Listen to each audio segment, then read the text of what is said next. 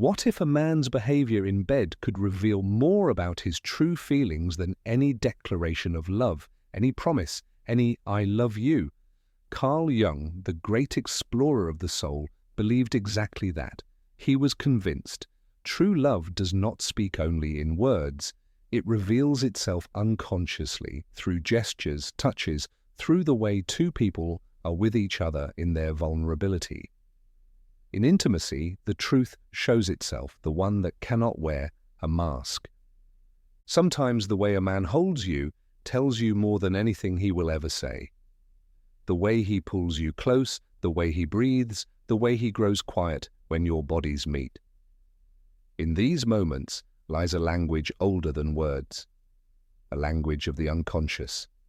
And it is there, Jung says, where it shows if a man truly loves. But how do you know that his feelings are real? How do you know it is more than physical desire, more than the intoxication of the moment? Jung spoke of 4 silent but deep signs. Signs that cannot be forced because they come from a depth where the mind no longer has control. The first sign, deep eye contact during intimacy. There is hardly anything more powerful than a gaze that lingers. When two people meet in the eyes for a moment, every role, every defense falls away. Jung called the eyes the window to the soul, and he was right. Because in the gaze lies something that cannot be faked. When a man looks at you during intimacy, truly looks at you, not with desire, but with presence, something happens. He opens the door to his innermost being. He allows you to see him as he is, without protection, without a mask. It is not an easy moment because this gaze demands courage. Many men avoid it, not out of indifference, but out of fear. Fear of being recognized, fear that someone might touch their innermost self. But the man who stays, who holds the gaze when everything else fades, entrusts you with something he hardly understands himself, his soul. This moment is not passion, it is surrender. It is a silent, I am here. Not a performed act, not a ritual, but the truth of his presence. Sometimes the eyes say more than any word, and sometimes avoidance reveals just as much. A man who avoids eye contact may desire, yes, but he holds something back. He protects a part of himself that he cannot yet show you. Jung would say, this is the shadow, the unconscious realm full of old wounds and fears that prevents him from giving himself completely.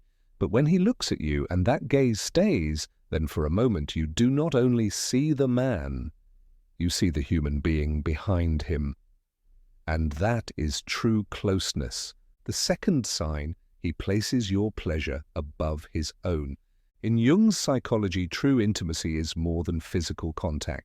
It is the union of opposites, of masculine and feminine, of giving and receiving. When a man loves deeply, his whole experience changes. Lust becomes devotion. The desire to please you surpasses the need to find satisfaction himself.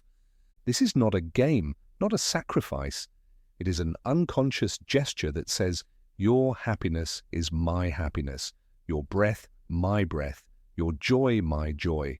Jung explained that what we call the shadow often drives our desire, the part in us that takes what it wants. But when love awakens, another part takes over, the higher self. Then giving becomes joy. You recognize it in the way he touches you, how attentively he listens to you without words, how he remembers what moves you, what pleases you. It is not technique, it is instinct. He follows your rhythm because he feels you, not because he wants to possess you. That is the difference between lust and love. Lust takes, love shares. A man who loves finds fulfillment, not in the climax, but in your satisfaction.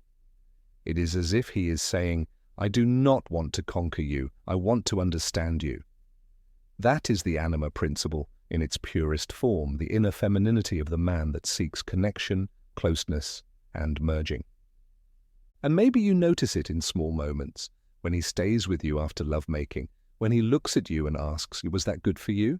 And you feel it is not politeness, It is genuine interest. Jung would have said, this is a man who has faced his shadow, who has learned that true strength has nothing to do with control, but with awareness. The third sign, tenderness and emotional openness after sex. It is the moments after that show what is truly there. Many think passion is proof of love. But Jung knew that the truth often lies in silence, in what remains after the climax. When a man takes you in his arms afterward, when he grows quiet, looks at you, or simply breathes with you, it shows who he is. Not the lover, but the human being, because in these moments, the ego falls away. For a moment, it loses control, and the unconscious speaks. Maybe he suddenly tells you something personal. Maybe he rests his forehead against yours. Maybe he says nothing at all, but you feel that he is there, completely, without role, without mask. This is the language of the heart. Many men withdraw afterward, not because they are without feeling, but because they have learned that vulnerability is weakness. But the man who stays is the one who is no longer afraid to show himself. In Jung's words, that is integration, the coming together of light and shadow. This tenderness is not routine. It is a silent confession, a way of telling you, I trust you. And that is perhaps the clearest sign of true love, not what he does when passion burns, but what he does when it has subsided. Because when he stays close to you, when he treats the afterglow of intimacy as something precious, then you know you are more than a moment to him. You are encounter. And in this encounter, you touch something sacred. The fourth sign, synchronized movement and unconscious mirroring. When love is real, two bodies begin to move without intention, in the same rhythm, in the same breath, in the same heartbeat. Jung called this participation mystique, the mystical state in which the boundaries between two people dissolve. Pay attention when your breathing aligns, when your hands move at the same time, when your bodies find each other as if on their own. That is no coincidence. It is the unconscious speaking to each other. Modern science calls it limbic synchronization, a phenomenon in which nervous systems are tuned to one another. But Jung saw something deeper in it, the return to an ancient unity, the archetype of the divine pair, two souls that remember they were one before they found each other. This synchronicity is not imitation, it is communion. The body says what the mind cannot yet comprehend. We belong together. When his hand is exactly where you need support, when your head fits perfectly into the curve of his shoulder as if it were made for it, then you know there is more between you than chemistry. Jung called this enantiodromia, the meeting of opposites that balance each other.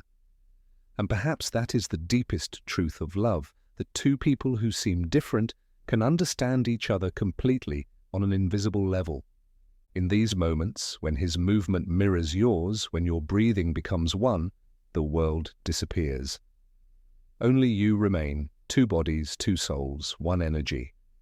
This is the silent alchemy of love. Carl Jung never saw love as coincidence. For him, it was a psychological event, an encounter between the conscious and the unconscious.